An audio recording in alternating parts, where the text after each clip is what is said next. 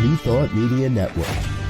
We are a global broadcast network of positive music, media, and entertainment, inspiring humanity's evolution along the journey of enlightenment and creating a world of love, peace, empowerment, and prosperity for all. New Thought Media Network.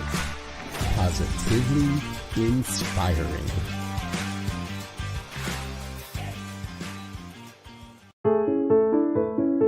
New Thought Media Network.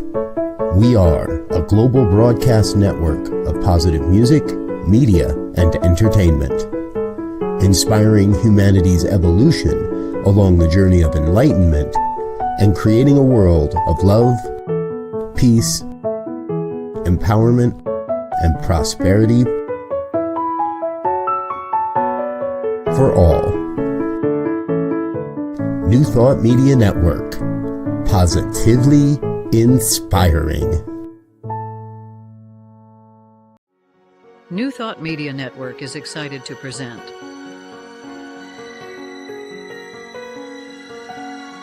Divine Science Everywhere, Fridays at 2 p.m. Mountain Time and 4 p.m. Eastern.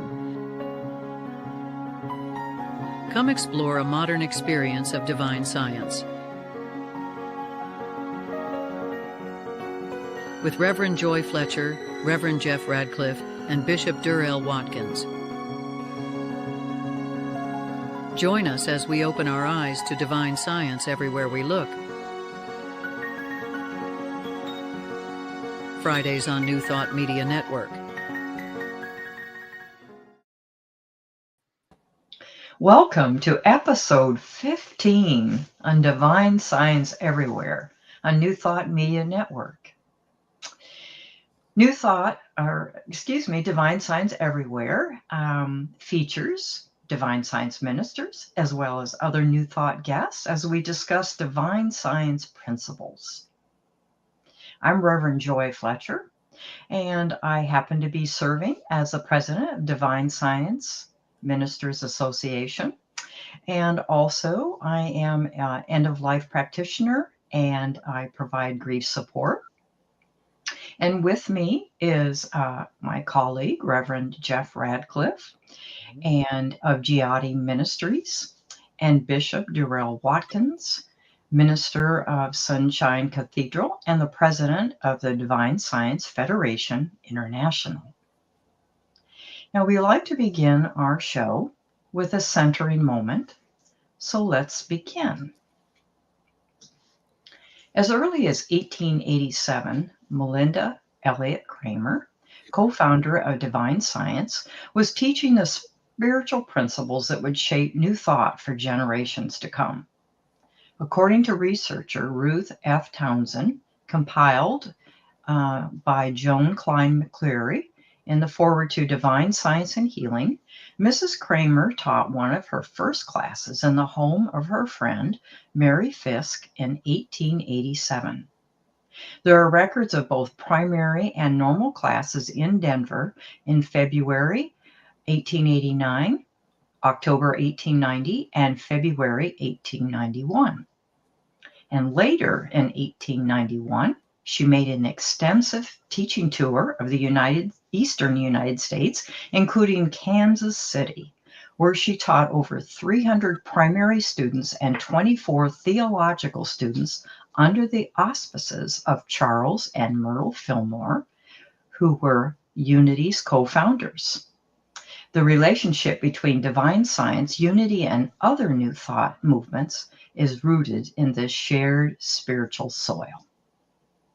So central to Melinda Kramer's message was this timeless truth: there is no unity without equality. The infinity and omnipresence of being, its actions and result, comprising the one self-existing all, include the equality of humanity with the divine as itself. Mm-hmm. As Jesus declared, I and my Father are one. So now I invite you to enter into a space of spiritual reflection.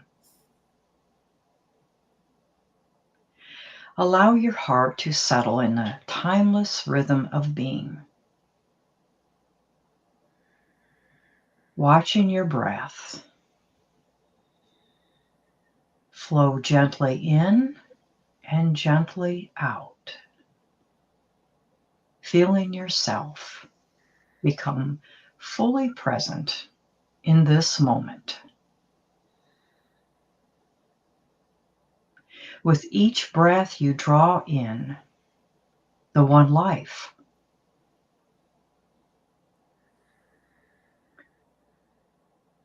you continue to draw in more of this one life because you are never separate from it.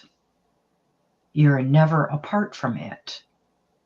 You are within it, and it is within you.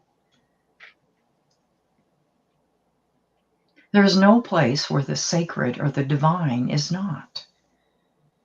We live and move and have our being in this divine energy, in this space, in this sacredness. So therefore, you are a sacred presence.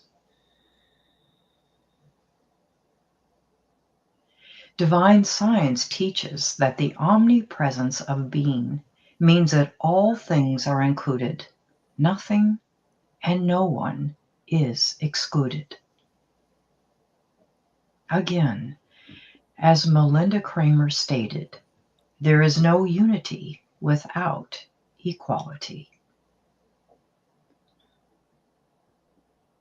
This means that the fullness of the divine is not reserved for a few.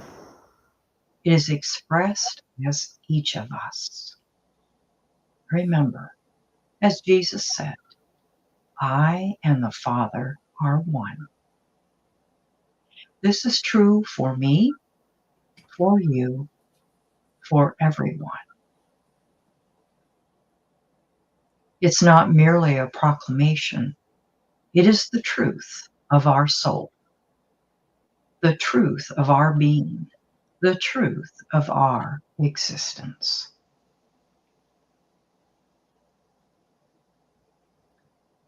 So today, let us become more aware of this realization. I and the Father are one. I and the divine are one. There is no separation. You are not lacking. You are not less than. You are divine.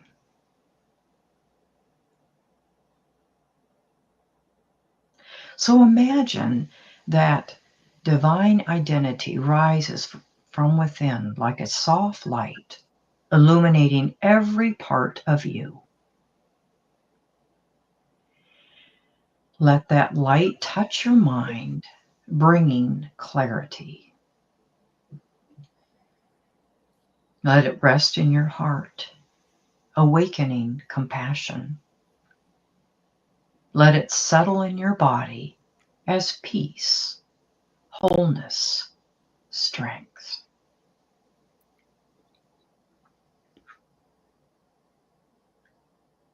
Affirm gently to yourself, I am the visible expression of the invisible all.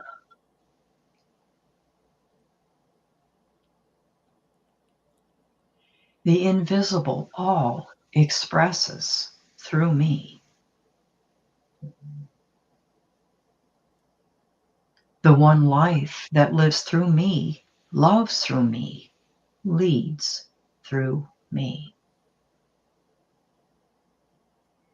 The one life that lives through you, loves through you, leads through you. I am whole. I am free. I am equal and at one with my source. You are whole. You are free. You are equal with your source.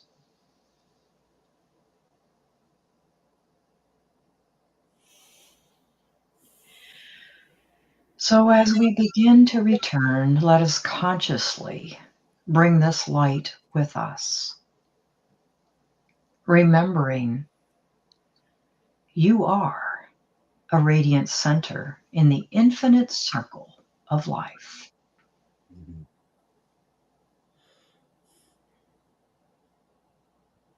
We affirm together there is no unity without equality. You and I and the infinite are one. And so it is. So it is. Yes, amen. Thank you, Reverend Joy, for that centering time. I look forward to it every week. It's become a tradition, if you can have a tradition after only 15 weeks, but it's become a tradition of ours to do some sharing about New Thought luminaries. Divine science also, but not limited to divine science. That's just our branch of the movement, but it's all the same truth. And so we talk about New Thought broadly. And so the people I want to share with us today, the first one is, it'll be sort of a divine science sandwich. I'll begin and end with divine science. Alethea Brooks Small. She's sort of the Magda Gabor of the Brooks sisters. She's the one who's the least known, but was certainly part of the thing from the beginning. She actually died the same year Melinda Kramer did, 1906. She was the sister of Nona Brooks and Fanny Brooks James, who, of course, with her were early pioneers in the divine science movement, coming just on the heels of Melinda Kramer. She encouraged Nona in her early leadership of divine science. And whereas Nona did a lot of writing and Fanny did a lot of deep writing, she's sort of the systematic theologian of divine science. I'm not aware of a lot of writing from Alethea, but she was on the ground doing a lot of practical work. Her husband was a business partner of Charles Fillmore before Charles and Myrtle founded Silent Unity. And so here's divine science, one of the earliest pioneers, in close relationship with the founders of Unity. They worked together. They would have dinner in each other's homes.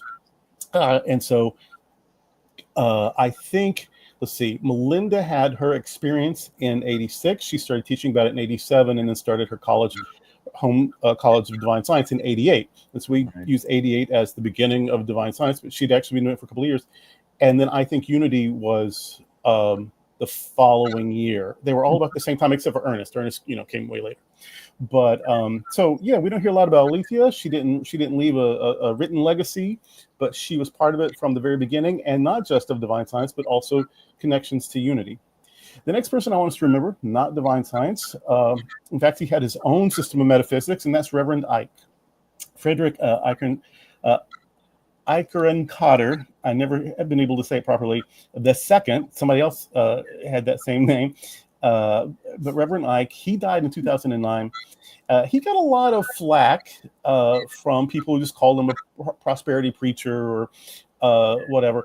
But what they never seemed to understand was he built a name and a movement and a community in a marginalized community that he gave people permission to feel empowered and to think that they deserve the very best and to believe that they can have the very best and to work for the very best. I think that's pretty radical and positive and wonderful. You may have thought his techniques were flashy, but if they weren't, we wouldn't be talking about him. We wouldn't have known what he was doing. But in any case, what he really thought was that health, wealth, good luck, harmonious relationships, and protection could all be achieved and experienced by those who practiced his system of metaphysics, which is just metaphysics. His seminary taught what he called the science of living, just like, science of mind and divine science. His was science of living. And his business institute was the home of Thinkonomics. His church in Washington Heights was big. They met I remember, because when I lived in New York, their services were at 3:30 in the afternoon. I thought even that was brilliant. Let people sleep in, let them recover from their hangover, let them get, a big brunch, and then have a fabulous worship experience. He believed that combining affirmative prayer with generous giving could result in the blessings you wanted, the blessings you needed. he taught, acknowledge the God in you and ask for guidance. And he said, your mind will work what seems like miracles to accomplish the good purpose you give it. Mm-hmm. And so that was, he was alive. He was a little bit extra, but he was also brilliant. And I actually like, I have his textbook. I think I have the primer of almost every New Thought tradition. And his is as good as all. He's really good. The next person you may not have heard of, and that's George Berkeley. George Berkeley died in 1753. He was born in the late 1600s. He was an Irish philosopher and an Anglican bishop. Well, usually we don't, reach back to Anglicanism for our New Thought ideas, except he was one of those renegades within mainstream systems. His theology was he believed that God is, and you've heard this before probably, maybe not from an Anglican bishop, but he believed that God is spiritual substance, and everything that is must be made of that same spiritual substance. He wrote, what humans thought to be substance is actually an idea in the mind of God.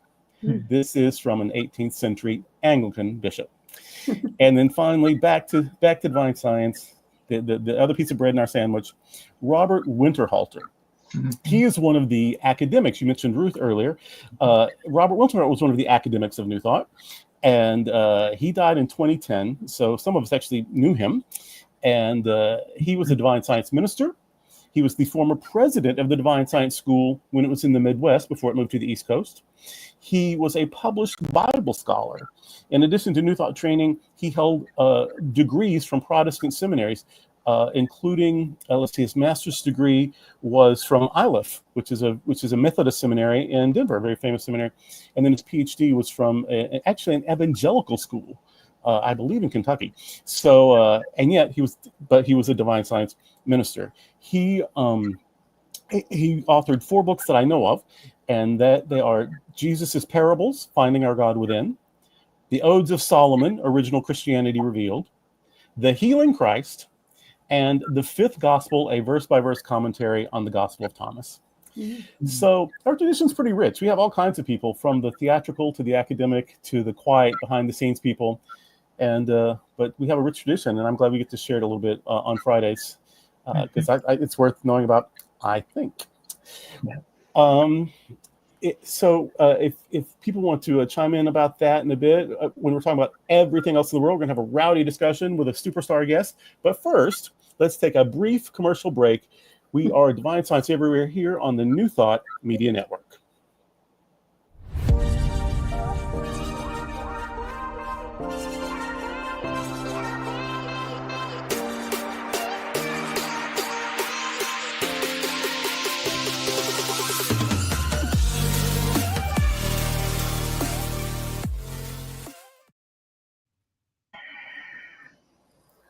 Wow, welcome back.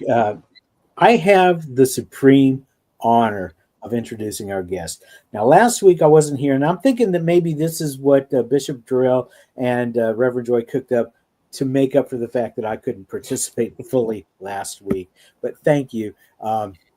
It's awesome to be back.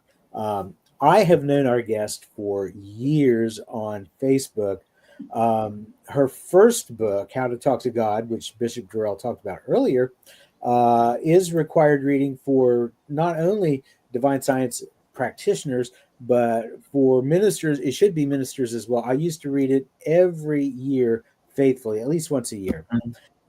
She is the winner of the 2001 Best Spiritual Author Competition, Linda Martella Whitsett. She is an inspiring, respected unity minister. She's a spiritual teacher. She is a New Thought leader. She is a truth teller, and she tells it like it is.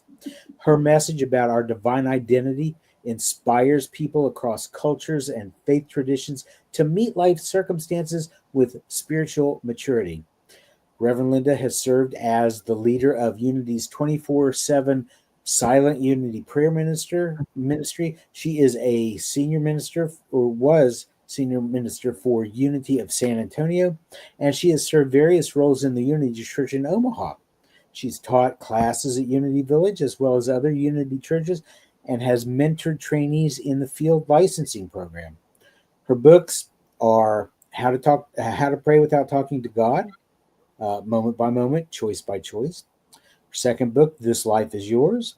And her third book, Divine Audacity, Dare to Be the Light of the World. They're all available on Amazon. And I have to tell you, if you want some good ass kicking truth, you'll read these books, because my friend Linda Bartell, like I said, she is it. Welcome, Reverend Linda. We get to see each other online all the time. We cross paths.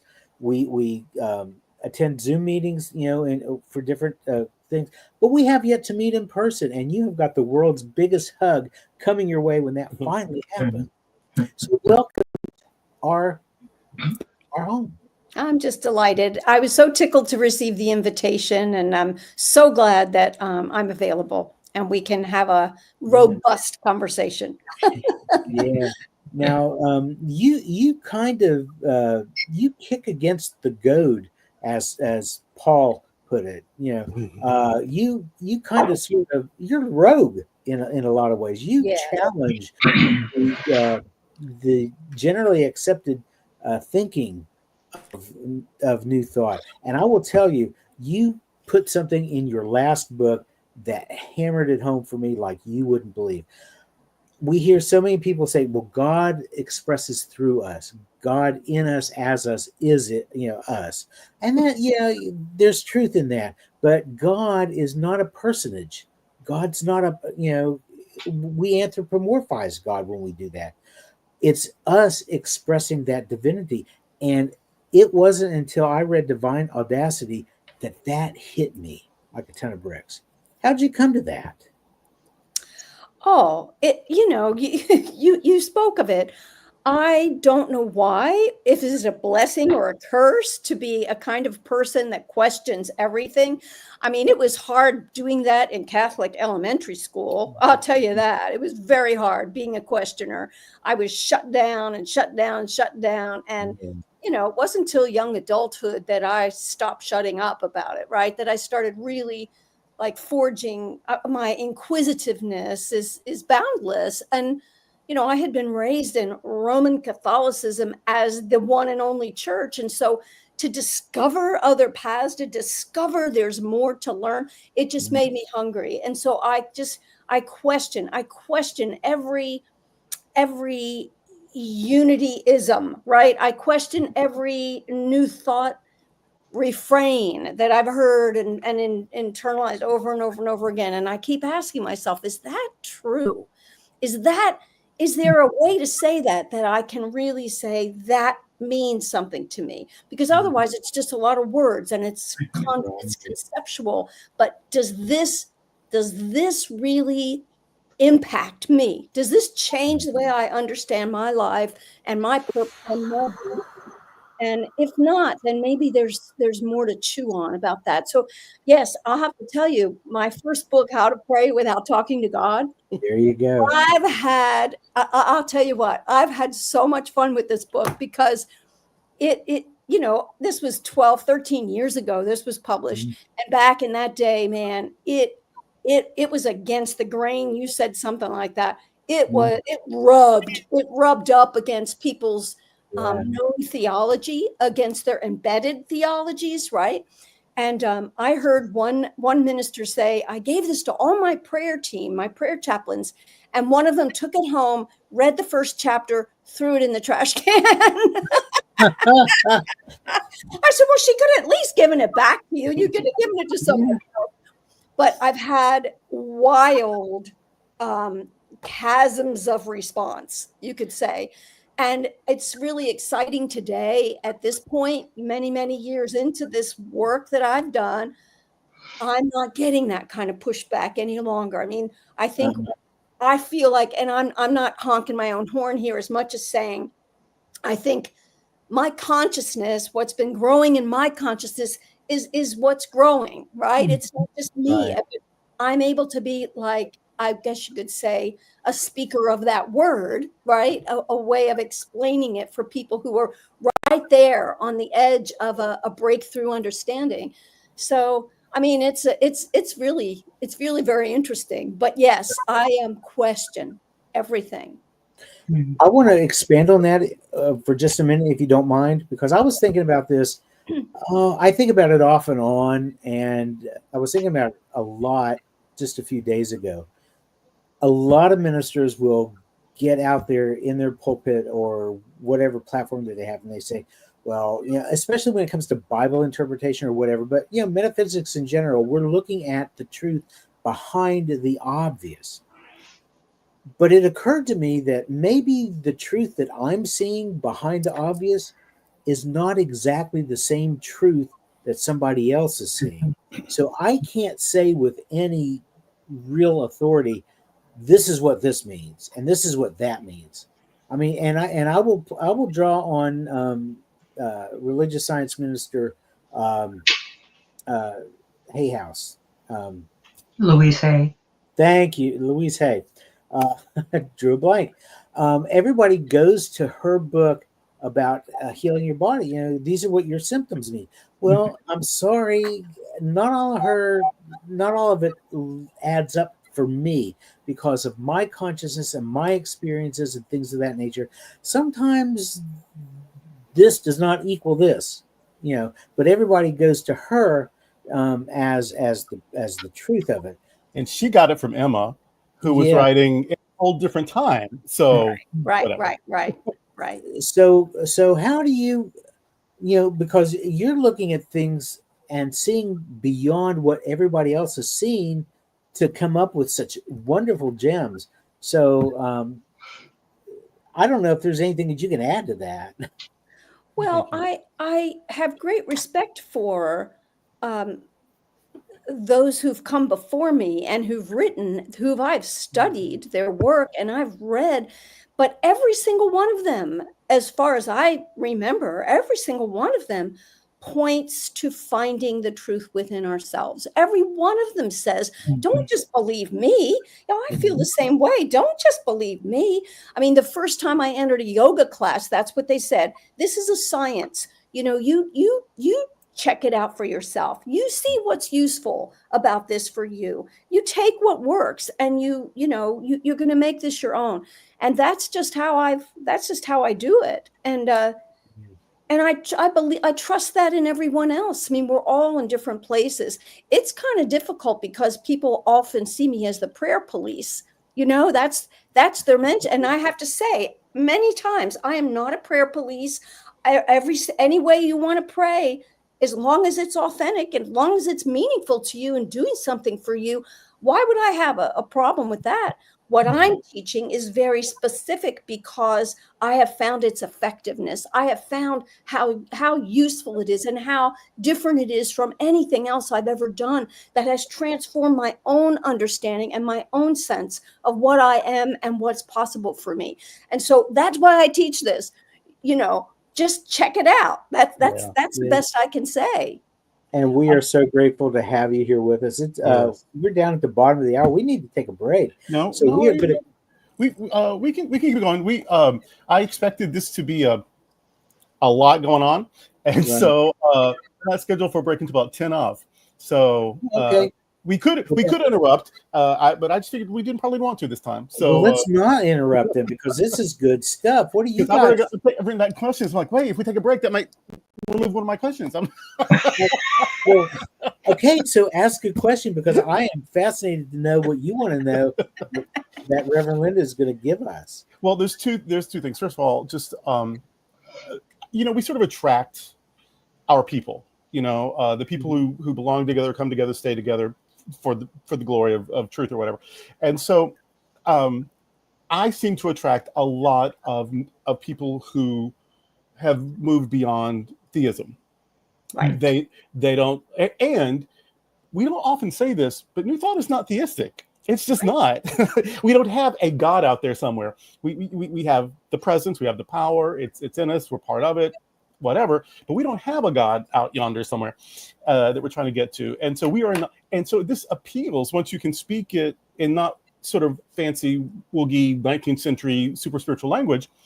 People, it makes sense to people, and the glass. So I get a lot of agnostics and monists. New Thought is largely monist, spiritual humanists, panentheists, all these people, and it's because It's because they have found this. Oh, I can ask my questions. I can seek, and I don't have to declare anything that isn't true for me.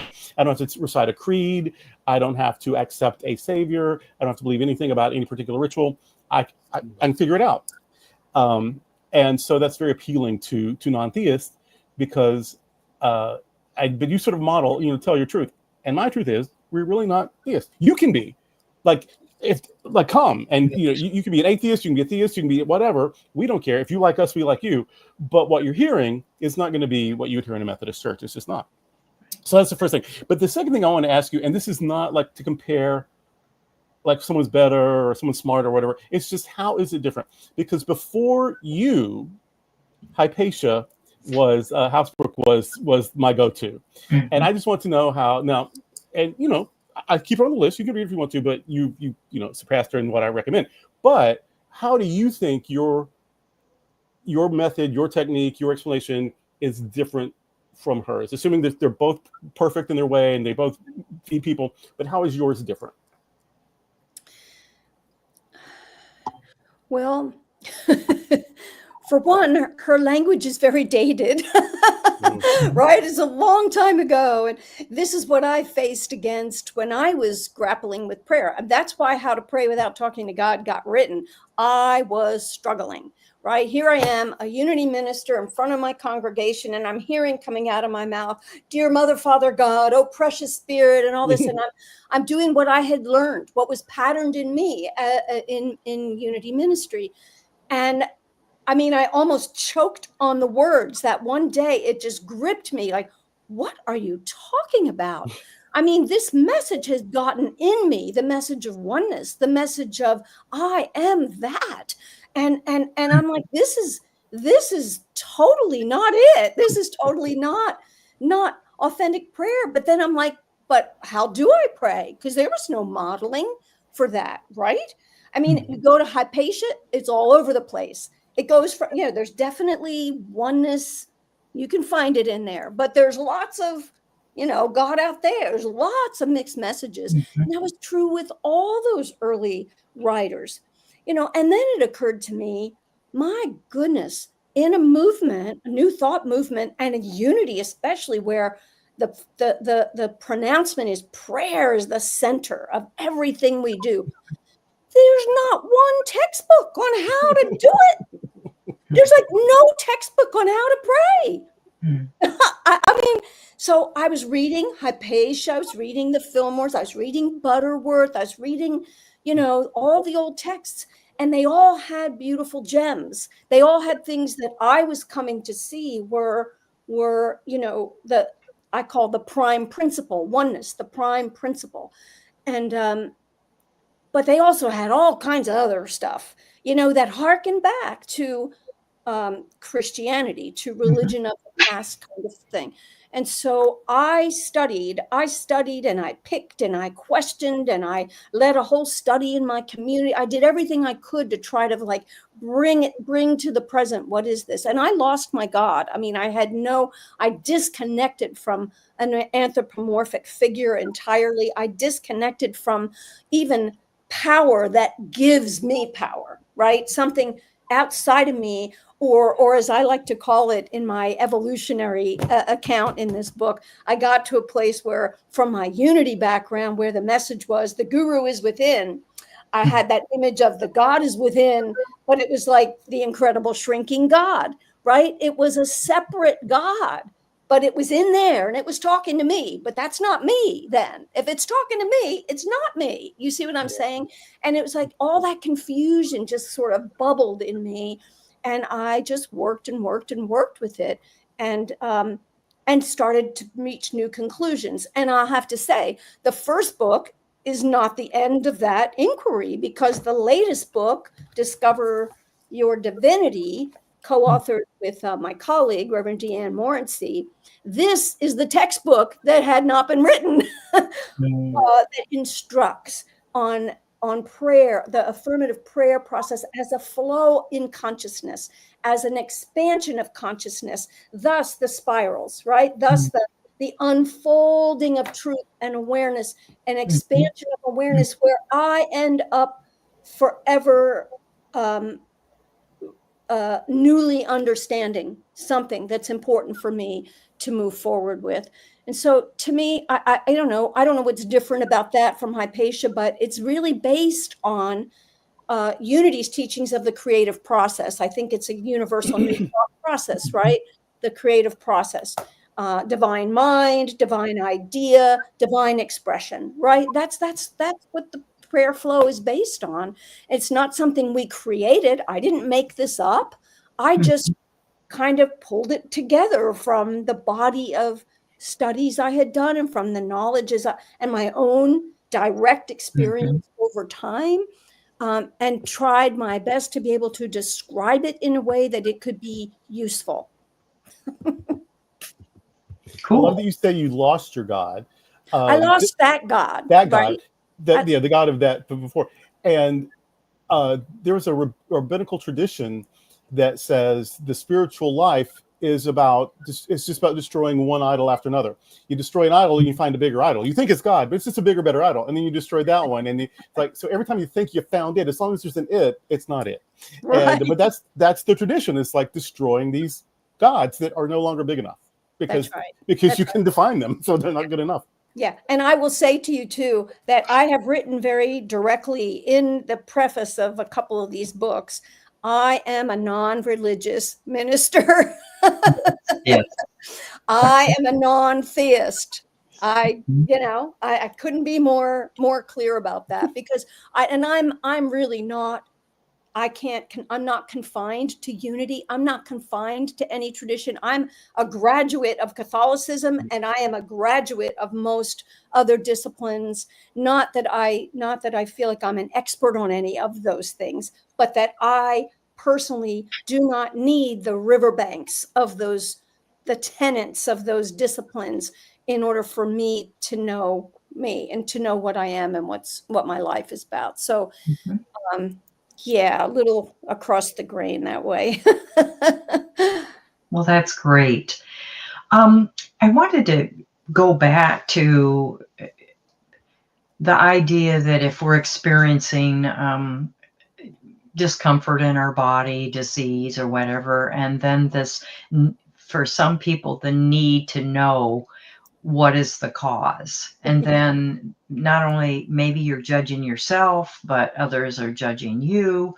And that seems to be rooted in an old belief system, old religiosity. Maybe it comes from New Thoughters that had a previous background in religions.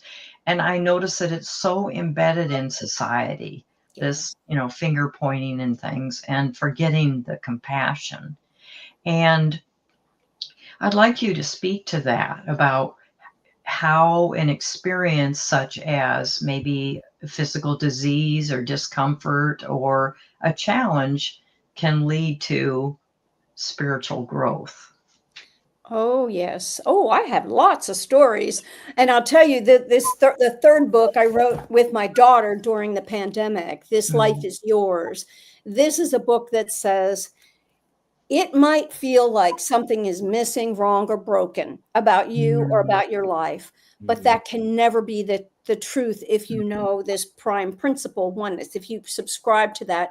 And that means you are whole, and the whole you travels through your human experiences and arrives whatever comes next, still whole.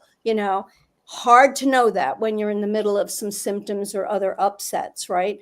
I can't think of a more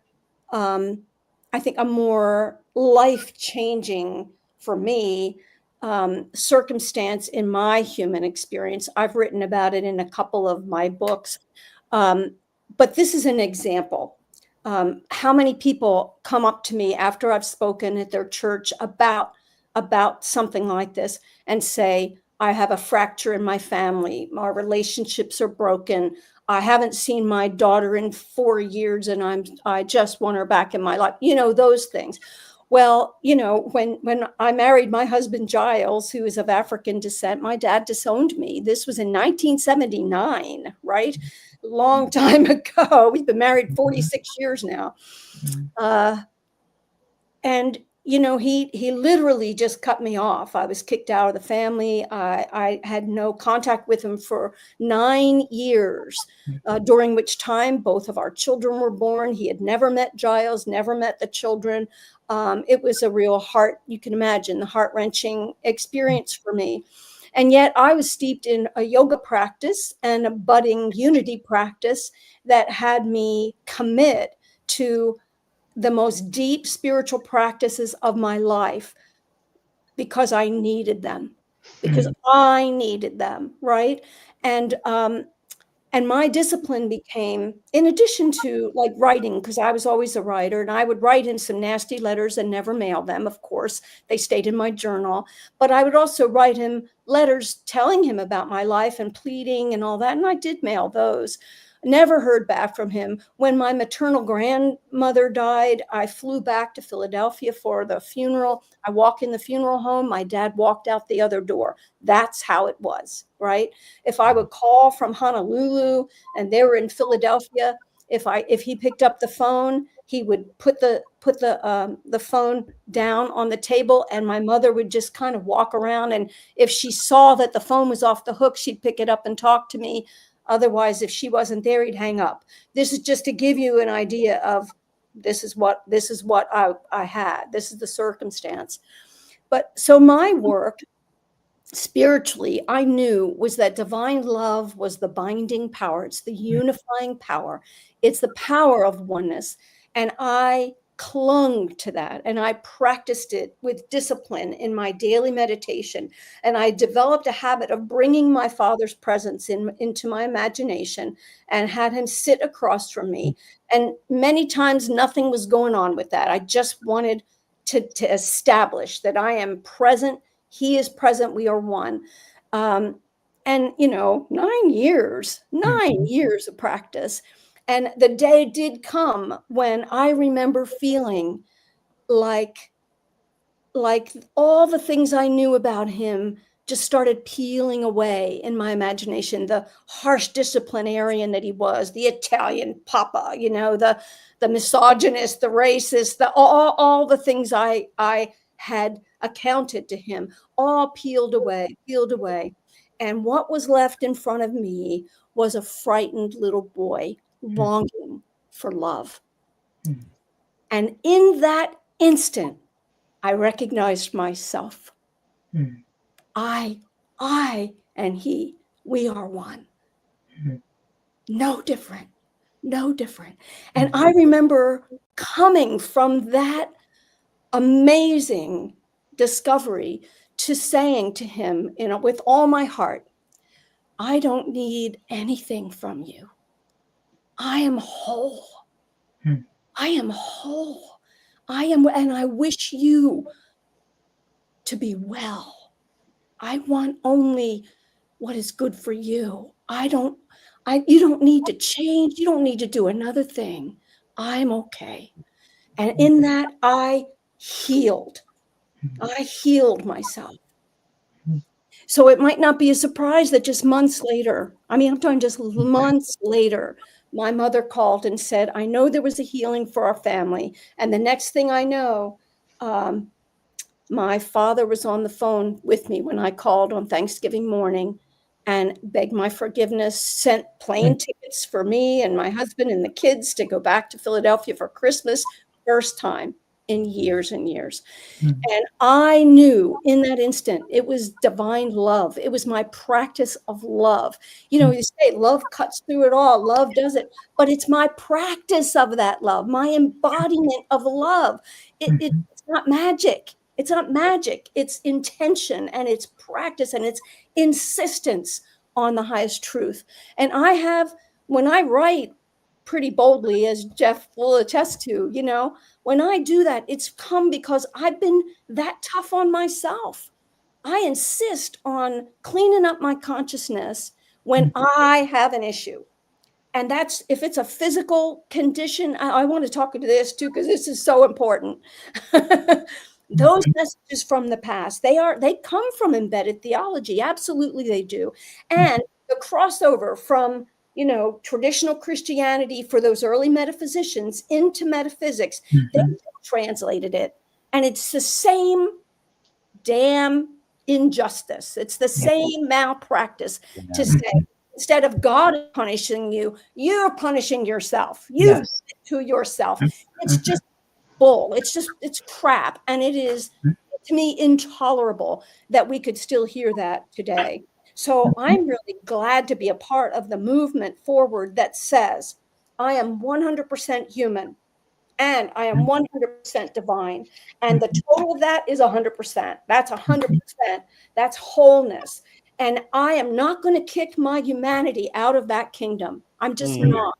My feelings, my experience, my human conditions, they're part of the gift of the fullness of life.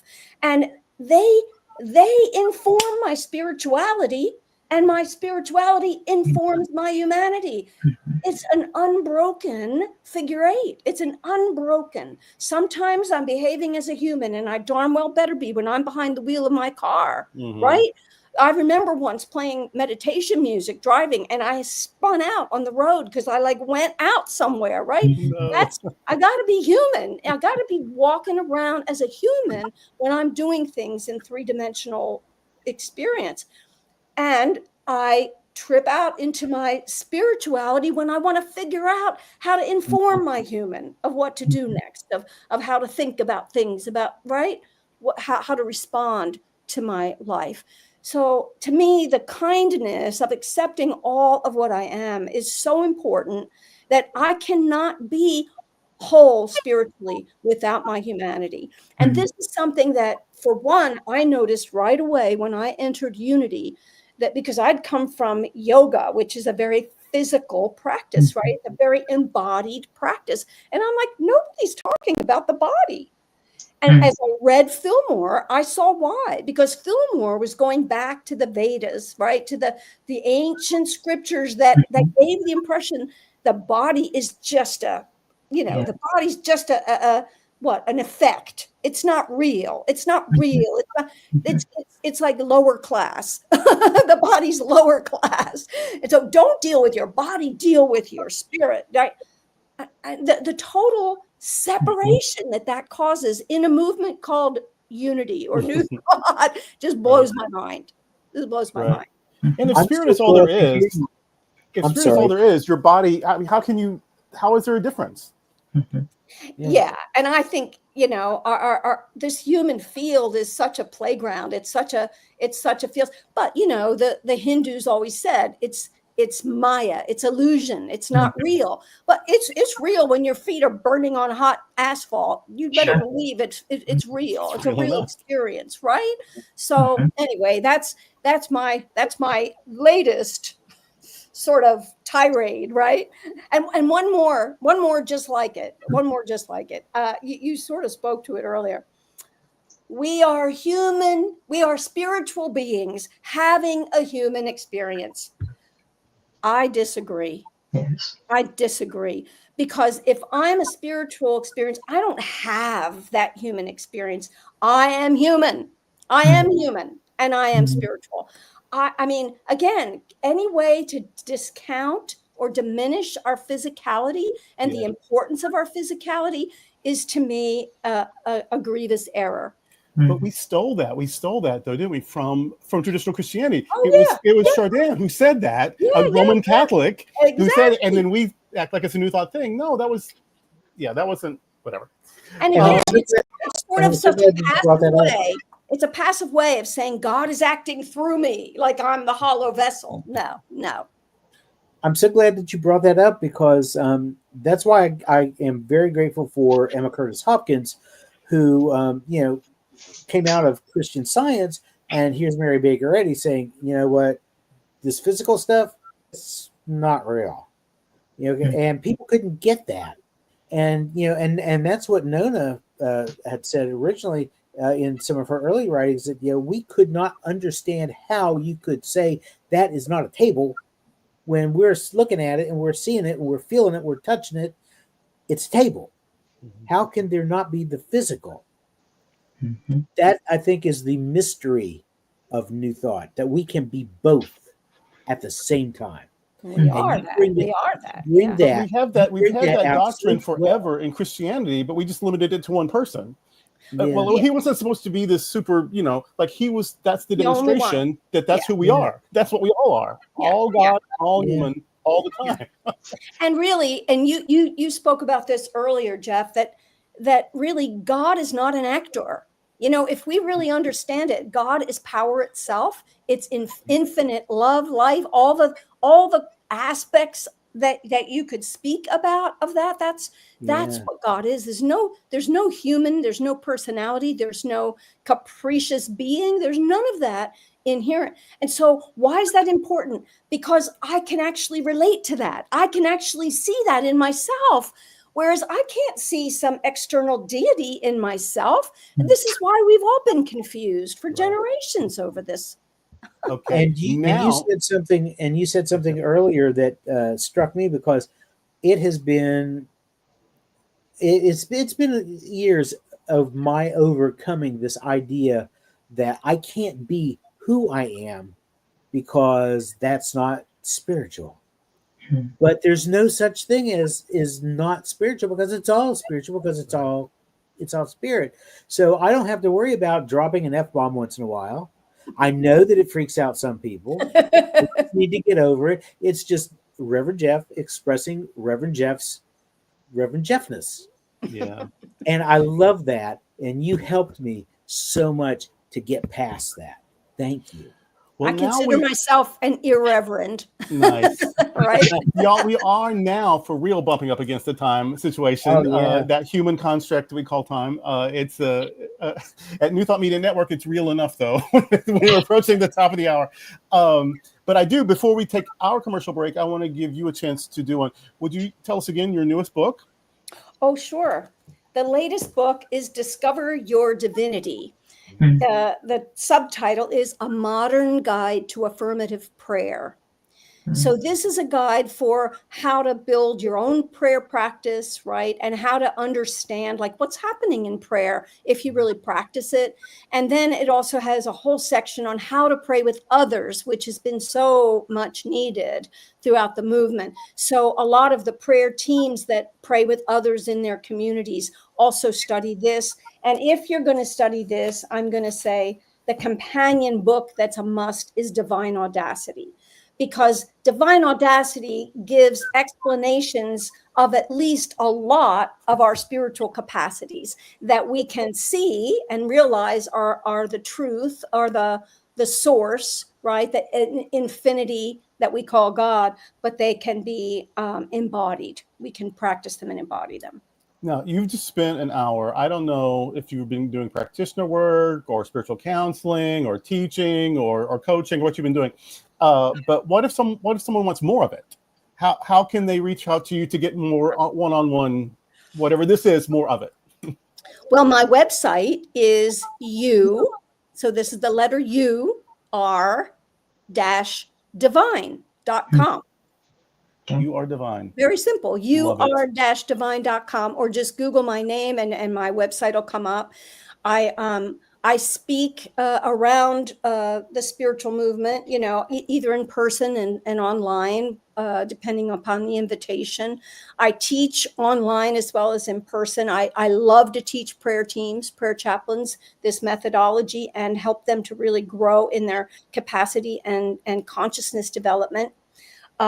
The book that I'm very proud of is the one that Alicia, who was raised in Unity, she's 42 today, but she, her voice in this book, what's happened when you're in times of healing, how can you hold to what's true so that you give yourself the chance to, practice the principles that will allow you to walk through the difficulty in your life so that you can, so it's not just magical thinking. You're not just begging for kind of thing.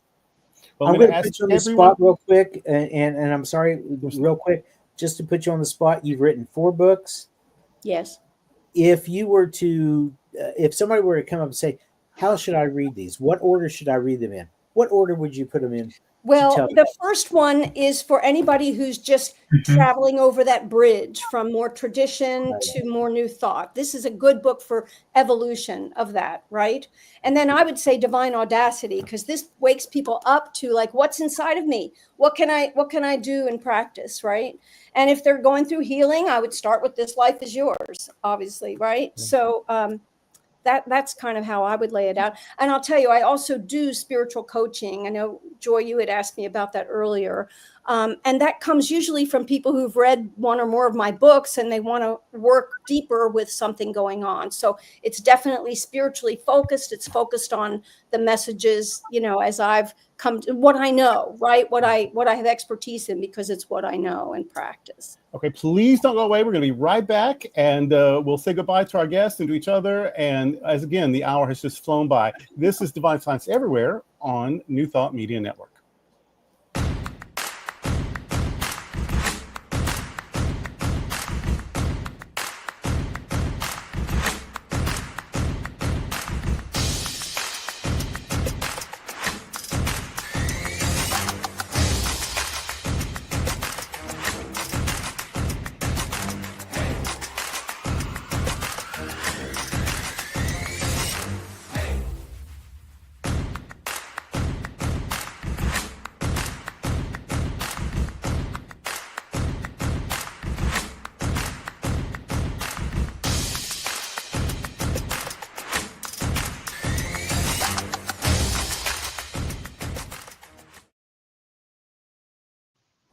Welcome back. So I'd like to tell you that next week our guest is Reverend Dr. John Waterhouse, and the following week, Reverend Dr. Bill Marchioni.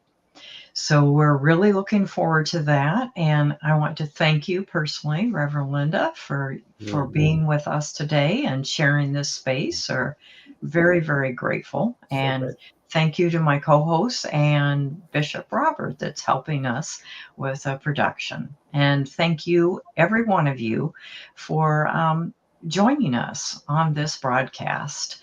And be sure to like us and to come back. So remember that divine science everywhere means that God is in all, through all, as all.